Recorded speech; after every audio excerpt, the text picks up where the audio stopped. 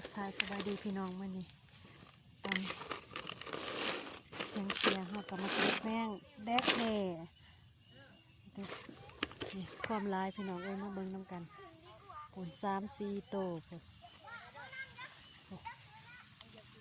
บุขึ้นเด้อตกเด้อ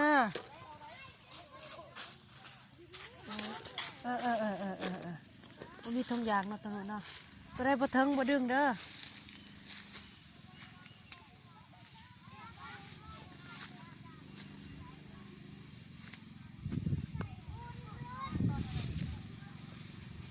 โอ้เนาะ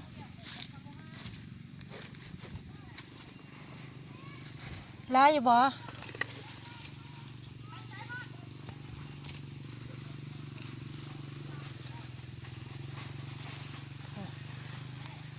มันอยู่ใบกาแฟพี่น้องเอ้ยลายขนาดพี่อันนี้แม่นแมงแดกๆนะเพราะว่าตามฤดู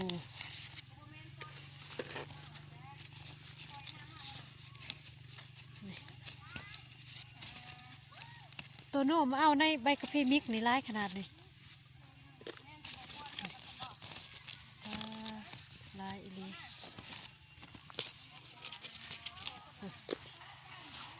สายละอยู่พี่น้องเอ้ยลายอีลีเนาะแต่ว่าอีก2-3 มื้อก็แม่นเบิด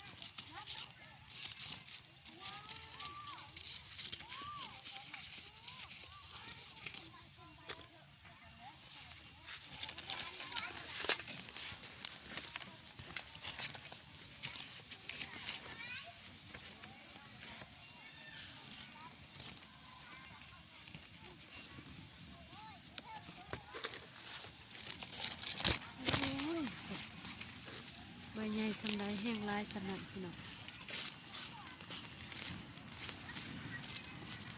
เอาเทิงอยู่บ่เอาบ่เทิงถ้าเอากกน้อย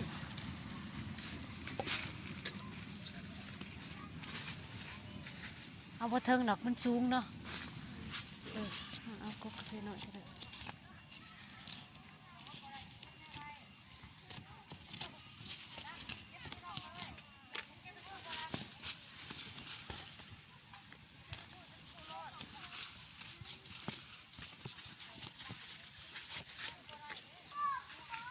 นี่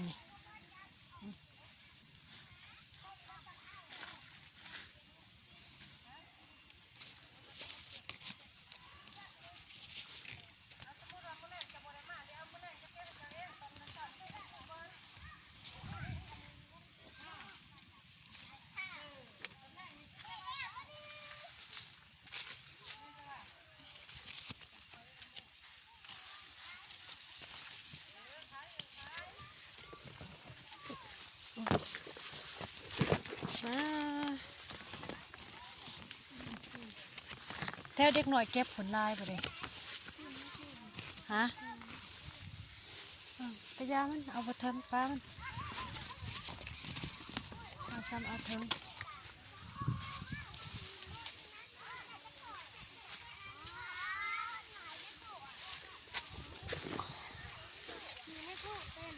โอ้คอยเด้อตัวได้ไปเทิงบ่เอาเด้อ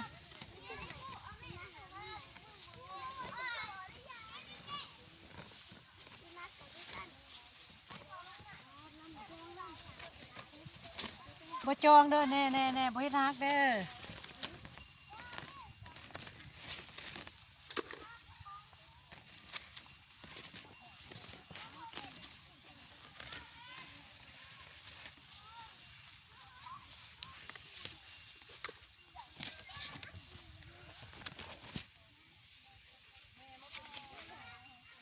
ยามออกลินเนาะพี่น้องเนาะเด็กหน่อยเขาปลา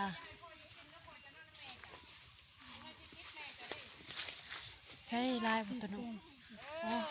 เอาจะให้พ่อจะกินโลพ่อจะนั่งผู้เดียวคุณบอกนี่มันคิดแม่ให้พ่อจะกินหรอเด้อมะพร้าวเนื้อมันดูนั่นคือบัวซ้อนมาเนี่ยนั่นตัวได้บ่เทิงกับบ่เอาเด้อมันสิฮักกกกาแฟร้านเด้อจะกะกองเอาตีตัวอาหารกองเอาก็ได้ระวังฮักได้กองอยู่ลุ่ม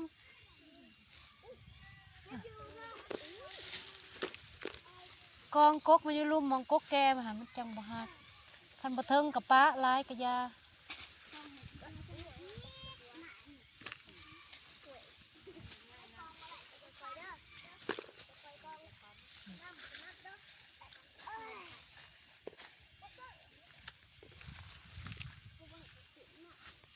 หมดบ่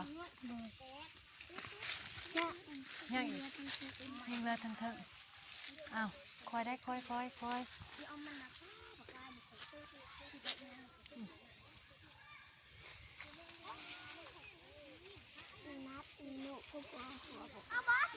เฮ็ดนี่บ่หนูนี่ตัวดำๆนี่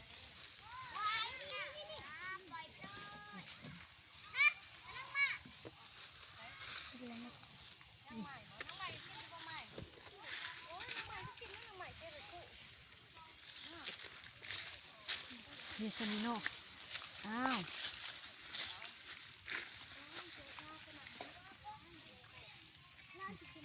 ลายขนาดเพราะว่าเป็นสวงฤดูแมงแดดๆพี่น้องเด็กหน่อยที่ว่าออกเล่นแล้วเพิ่นกับเขาป่าพอได้มากวาดตอนเที่ยงเพิ่นว่าเวลา20 นาที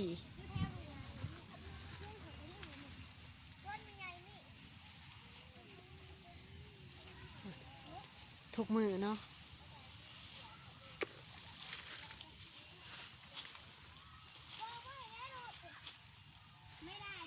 ตัวใดบ่เทิงป้าเด้อกาแฟละหักเด้อ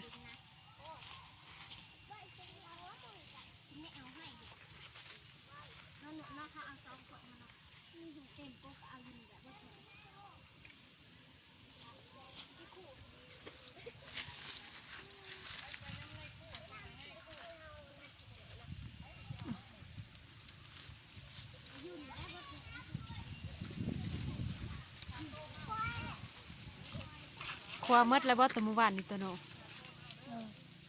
แม่จะก็กินบ่พอกินโอ้พอบ่กินมีแต่แม่กินเนาะ พอร้านมาเคยเห็น โอ้บ่เคยเห็น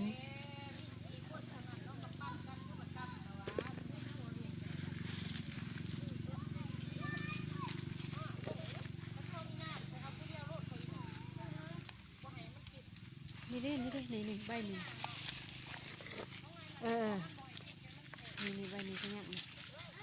ต้องลงเตงเลงนี่พุ่น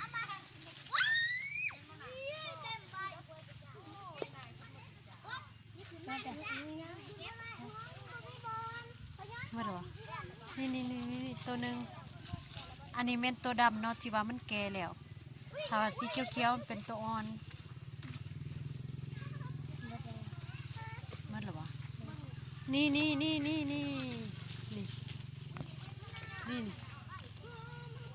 2 ตัวนี่เอาหยอดตัวนี้นี่เห็นบ่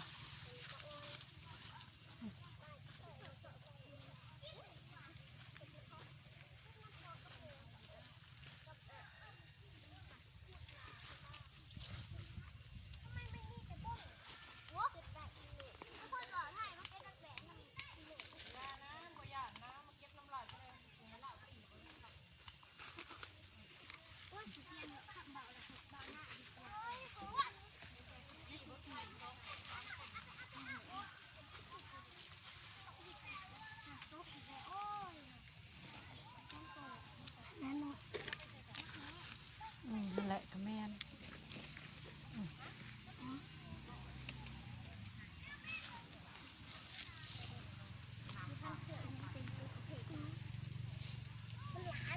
ตกเด้อ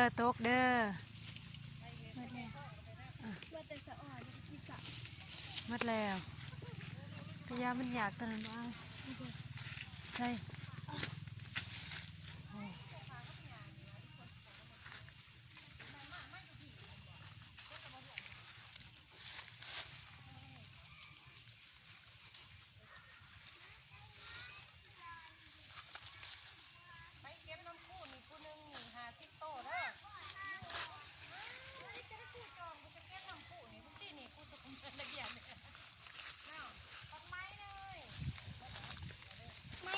อันนี้โน่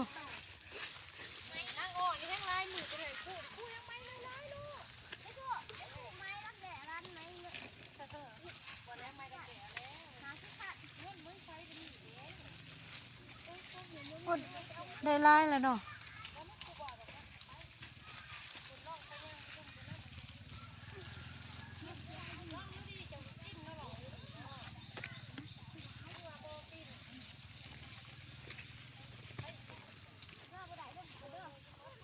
โอ้โอ้จะน้อยตกเด้อหันเด้อ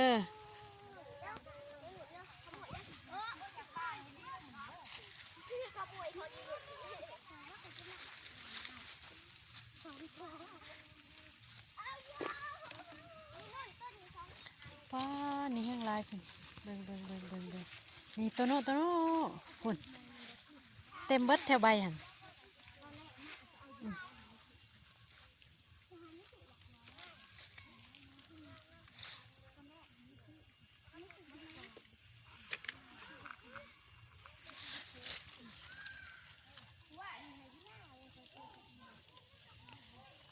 โอ้แถวนั้นคือสิร้ายเนาะบ่เด็กหน่อยเก็บเนาะจังเลยให้ไปเก็บนี่เอ้ยร้ายขนาดตัวน้อย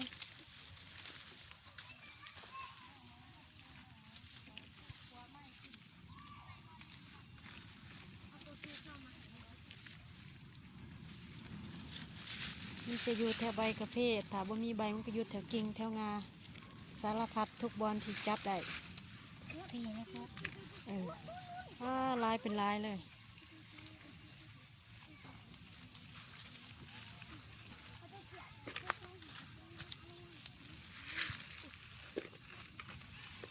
เมื่อไรวะ ยักษ์ดิ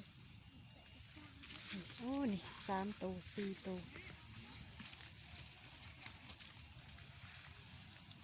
เมื่อไรวะ เลย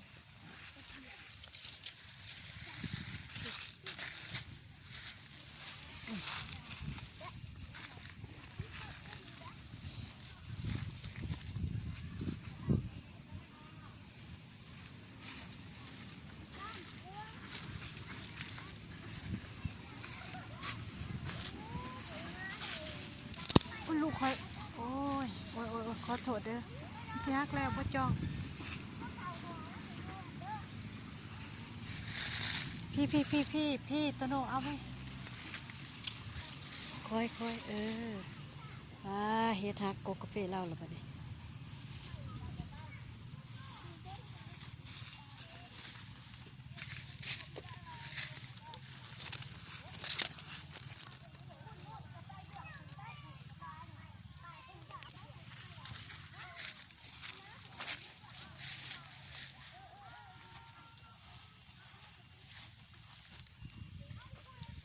ใส่เวลาวางเป็นประโยชน์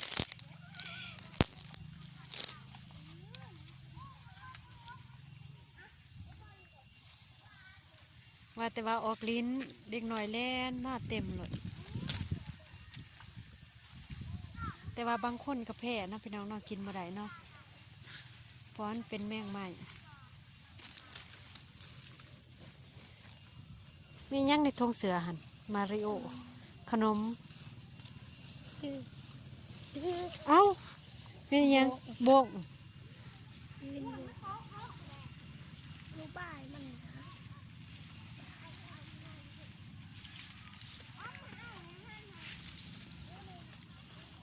ว่าแล้ว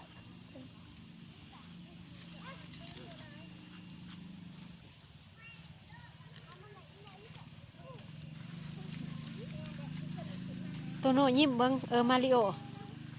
ยิ้ม